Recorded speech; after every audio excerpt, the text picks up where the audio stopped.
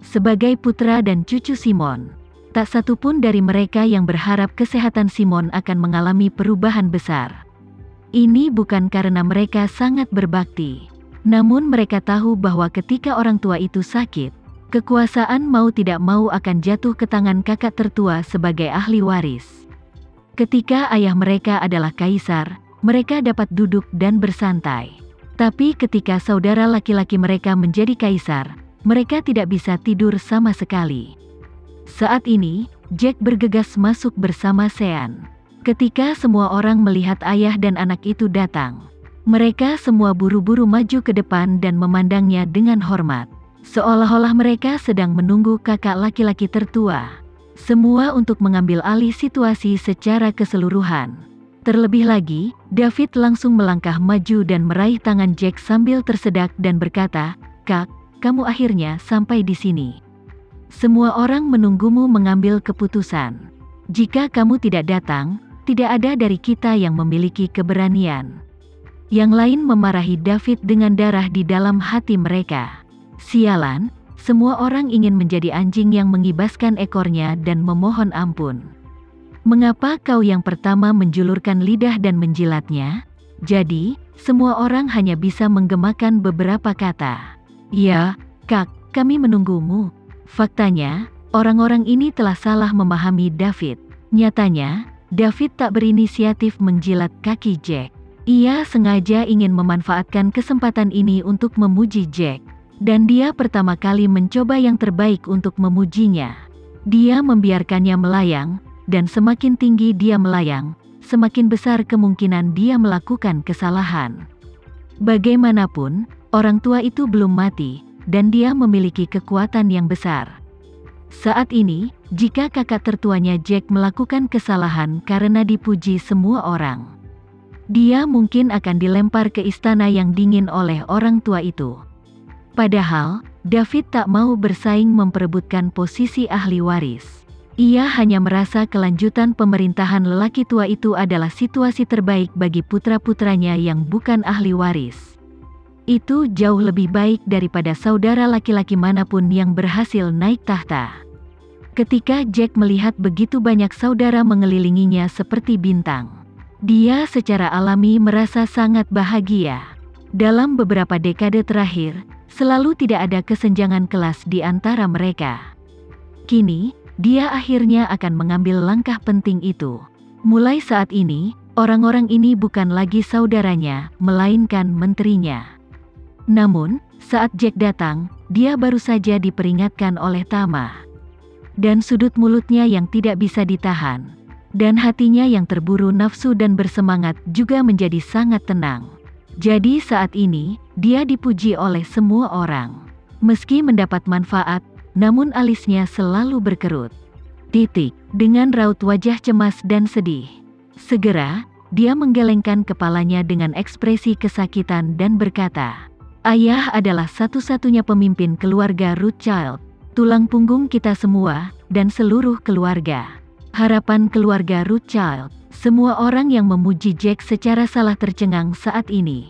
Pikiran pertama yang terlintas di benak setiap orang adalah, "Aduh, Jack saat ini bukan lagi Jack yang mereka kenal. Jack saat ini agak menakutkan." Saat ini, Jack bertanya dengan sangat cemas, "Adakah di antara kalian yang bisa memberitahuku bagaimana keadaan ayah sekarang?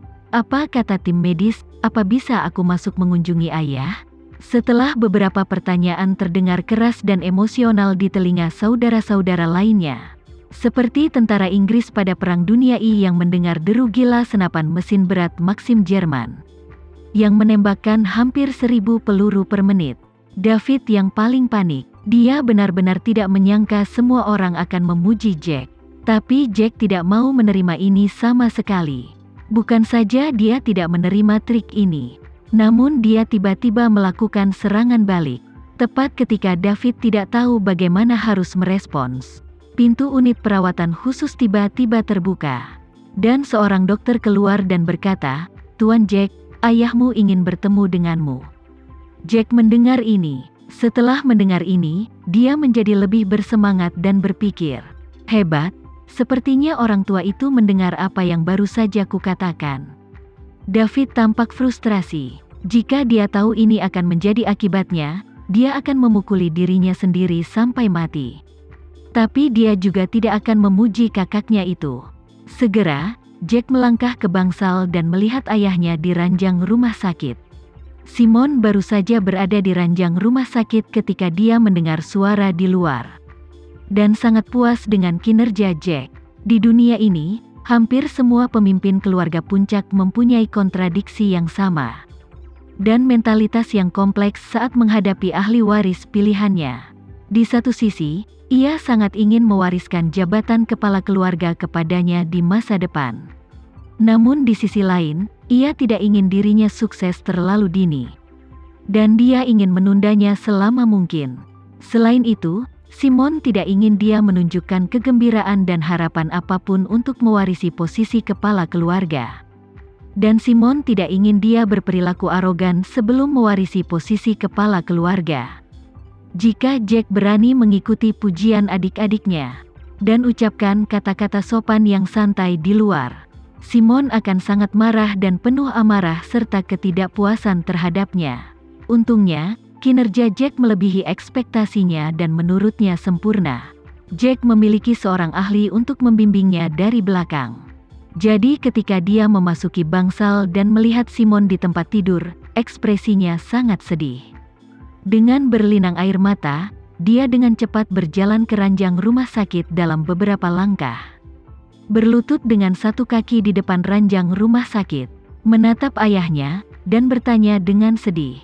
"Ayah, bagaimana keadaanmu? Aku sangat khawatir ketika aku datang ke sini." Simon sangat tersentuh sehingga dia tergagap. Aku tidak terlalu buruk, kamu tidak perlu khawatir." Setelah itu, Simon menghela nafas dan berkata dengan emosi, "Dokter berkata bahwa aku menderita hemiplegia. Di masa depan, mungkin sulit untuk pulih sepenuhnya." Ketika Jack mendengar ini, dia sangat gembira dan wajahnya dipenuhi kesedihan. Dia berbalik dan melihat ke arah dokter dan bertanya dengan keras sambil berkata, "Adakah cara agar ayahku pulih seperti semula?" Dokter dengan cepat menjelaskan, "Tuan, tak seorang pun di dunia ini yang bisa pulih dari stroke seperti ini. Belum lagi Tuan Rothschild sudah berusia lebih dari 80 tahun. Bahkan pemain sepak bola berusia 20 tahun tidak dapat pulih sepenuhnya setelah cedera seperti ini." Jack berkata dengan lantang, "Aku tidak peduli cara apa yang kamu gunakan. Kamu harus mencoba yang terbaik untuk membantu ayahku pulih. Kami, keluarga Rothschild, tidak dapat hidup tanpa bimbingannya." Simon merasa sangat nyaman saat mendengar kata-katanya. Seperti berjalan di tengah angin dan salju di musim dingin.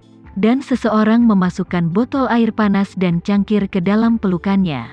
Jadi, dia berkata kepada Jack, "Jack, tidak, jangan mempermalukan dokter.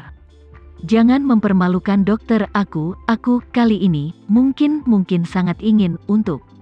Ketika Jack mendengar hal itu, dia segera memegang tangan ayahnya tanpa menunggu dia mengatakan apapun lagi. Dan berkata dengan mata merah, "Ayah, jangan khawatir, kamu akan panjang umur.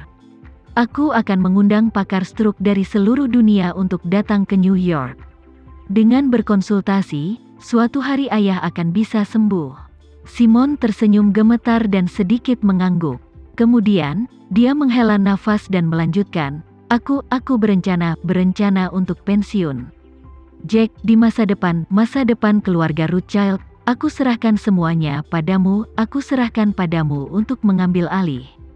Jack sangat gembira di dalam hatinya, dan ketika dia tidak bisa mengendalikan sudut mulutnya. Dia memikirkan ajaran Tama, dan dengan cepat menundukkan kepalanya untuk mencegah Simon melihatnya.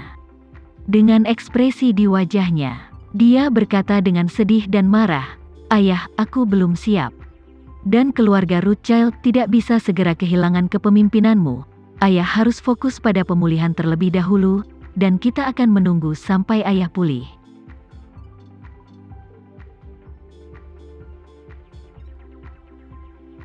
Sekian dulu ya video kali ini, kita lanjutkan lagi videonya di lain waktu.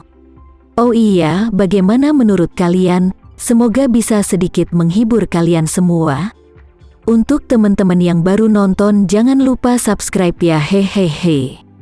Dan kalau teman-teman ada yang ingin gabung langganan, bisa langsung gabung saja untuk dapat fitur yang menarik dan sedikit membantu Mimin. Terima kasih banyak sudah menonton, sampai jumpa lagi, bye.